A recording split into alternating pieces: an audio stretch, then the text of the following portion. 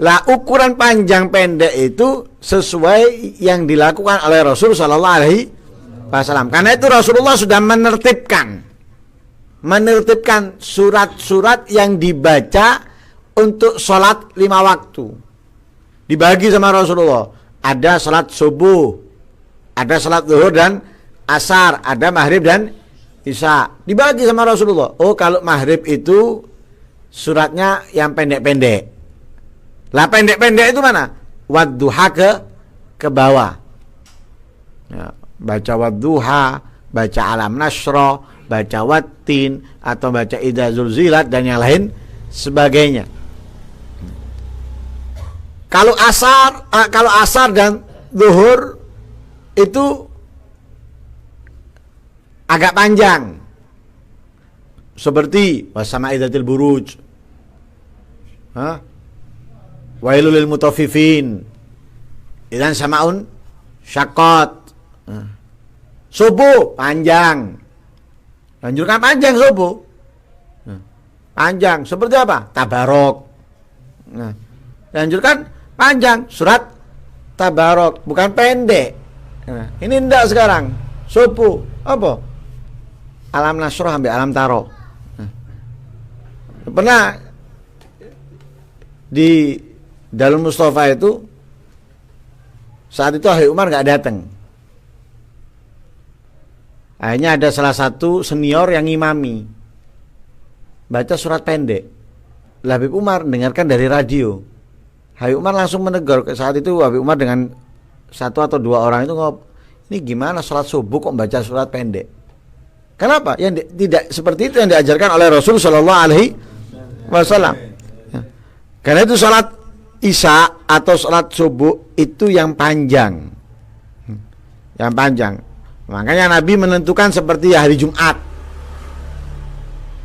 Minimal katanya Nabi kalau memang nggak membaca surat Alif Lam Mim Sajdah dan surat Al-Munafikun, hendaknya membaca surat Al-A'la dan Al-Ghasyiyah. Surat Alif Lam Mim Sajdah lumayan. Apa berapa itu? 1 halaman walak-walik itu plus setengah lembar, setengah halaman. Ya, 1,5 lah. Al-Munafikun singkat, 1 halaman walak-walik itu tidak sampai penuh. Kalau enggak Al-A'la dan Al-Ghasyiyah. Malam Jumat juga gitu. Nabi mengajarkan untuk membaca Al-A'la dan Al-Ghasyiyah, atau Al-Jum'ah dan Al-Munafikun, atau Al-Jum'ah dan Al-Munafikun. Enggak, kalau subuh itu Alif Lam Mim Sajdah dan Hal Ata 'alal Insan. Kalau subuh Jumat itu Alif Lam Mim Sajdah dan Hal Ata 'alal Insan, dan ini diamalkan di Masjid Jami' Pasuruan. Kalau subuh itu Alif Lam Mim Sajdah dan Hal Ata 'alal Insan. Kalau malam Jumat itu Al-Jum'ah dan Al-Munafikun. Tapi kalau nggak kita amalkan kedua-duanya ini, ya minimal Al-A'la, Sabbihisma Rabbikal A'la dan Al-Ghasyiyah. Nah, makanya tambah hafalan surat-suratnya. Ojo balen-balene ikut tok. Al-Qur'an 30 juz, bukan 1-2 surat itu tok, tapi tambah hafalan kita dalam Al-Qur'an. Lah itu ukuran panjang pendeknya dari situ. Ukuran panjang pendeknya dari situ. Lah lebih dari situ itu terlalu panjang. Dan itu pernah Rasulullah menegur sahabat Mu'ad. Sahabat Mu'ad saat itu menjadi imam baca surat Al-Baqarah. Nah, kita tahu surat Al-Baqarah itu 2 juz hampir setengah. Hampir 2 juz setengah. Hampir 2 juz setengah, kurang 1 ain atau 2 ain. Wah, 2 juz. Sahabat Nabi itu kan memang seneng-seneng sholat. Nah, kebetulan yang ikut menjadi makmum saat itu mungkin orang dusun atau orang yang agak sakit atau punya hajat, keperluan. Lapor ke Rasulullah, ngadu ke Rasulullah, mengeluh kepada Nabi. Wah, langsung dipanggil sahabat Mu'ad. Ditegur sama Nabi, "Afatan anta ya Mu'ad?" kamu membuat fitnah ya Mu'ad, atau kamu menimbulkan fitnah wahai Mu'ad. Tegur sama Nabi, kalau kamu ini menjadi imam, khafif, ringankan sholatnya. Nabi itulah Nabi, sholat kepingin panjang, waktu menjadi imam kepingin panjang. Lah kalau di belakang Nabi mau nggak mau, ridho ndak ridho ya tetap dijalankan. Tapi sahabat kalau sholat menjadi makmumnya Nabi seneng semuanya. Lah Nabi kepingin panjang, tapi di tengah-tengah sholat mendengarkan anak kecil nangis. Lah Nabi ini takut ibunya nggak tenang atau takut ibunya khawatir dengan anaknya, dipercepat sama Nabi sholatnya, diringankan. Nabi SAW, makanya Nabi mengatakan apa?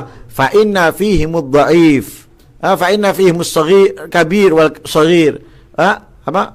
Fa inna fihimud saghir wal kabir wal dha'if wal marid. Karena ada makmum di belakang kamu itu anak kecil yang mungkin kalau terlalu panjang dulinan akhirnya, ya. Atau orang tua yang berdiri terlalu lama itu membuat kakinya lemes, bisa jatuh nanti. Atau orang yang sakit, orang yang lemah. Nah, maka ringkas, fal yukhaffif, maka ya, persingkat atau perpendek. Tapi kalau sholat sendiri, monggo yang panjang. Kalau sholat sendiri, ya, yang panjang. Nabi Muhammad itu kalau sholat sendirian, sebagaimana semuanya kita mengetahuinya, kakinya sampai bengkak. Lah kaki sampai bengkak itu kan apa? Karena lamanya berdiri. Berdiri lama Nabi. Ada apa berdiri lama? Menentok? Ya enggak. Al-Quran yang dibaca. Makanya para ulama terdahulu itu punya aktivitas membaca Al-Quran di dalam sholat. Dihatamkan dalam sholat. Jadi setiap sholat membaca Al-Quran. Khususnya sholat malam, baca Quran mereka, juz-juzan kadang. Sholatnya mungkin nggak banyak, ada yang cuma 2 rakaat atau 4 rakaat, tapi yang dibaca juz-juzan. Kalau sholat sendiri kita perpanjang, walaupun sampai keluarnya waktu nggak apa-apa. Asalkan sholat 1 rakaatnya ada yang di dalam waktu supaya nggak haram. Ya, supaya nggak haram, sholat 1 rakaatnya ada yang di dalam waktu. Jangan semuanya di luar waktu. Tapi kalau berjamaah jangan. Nah, Nabi sholat sampai bengkak kakinya. Para sahabat juga gitu. Loh, tanya. Nah kita juga gitu. Hanya diri yang lama, baca Al-Quran, ya. Dengan megang kalau kita nggak hafal. Megang, selesai kantongi. Pokoknya jaga jangan sampai 3 gerakan berturut-turut. Atau kita beli meja, ya, pesen juga boleh, ya. Enak sih dipeseni ya, ini. Ya. Baca, beli Al-Quran, baca, tinggal ya, baca. Nanti waktunya buka halaman, buka. Ya. Tapi jangan pura gaya langsung 1 juz, ojo. Akhirnya tidak baleni meneng. Ya coba 1 halaman dulu, 2 halaman dulu. Ya. Nanti tambah, akhirnya kulino. Tangi bengine soro, kate mau gaya-gaya, baca sholat dengan Al-Quran, wah tambah miber turun nih, akhirnya sampai jam itu akhirnya, ndak qiyamul ndak subuh akhirnya. Lah itu yang diajarkan oleh Nabi. Kalau sholat sendiri perpanjang sudah. Tasbih di saat ruku nggak cukup 3, 5, 7, 9 atau 11 misalnya. Waktu sujud juga gitu, 5, 7, 9, 11 misalnya.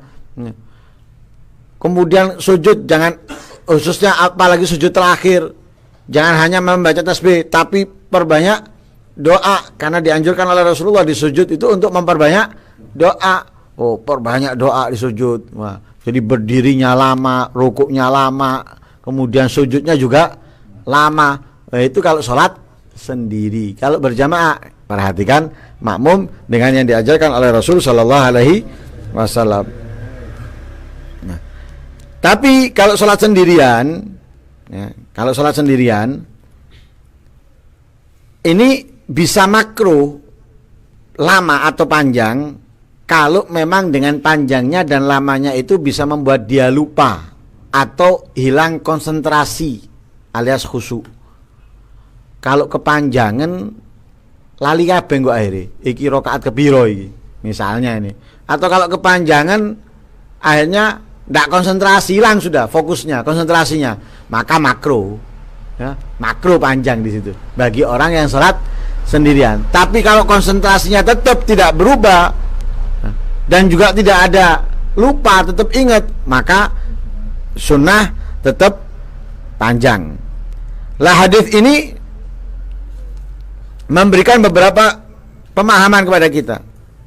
Yang pertama, pentingnya atau perlunya kita mempelajari hukum-hukum dan kelembutan, baik itu secara khusus atau secara umum. Nah, lihat dalam sholat diajarkan oleh Rasulullah adanya kelembutan, yaitu dengan memerhatikan yang sakit atau yang tua dan yang lain sebagainya.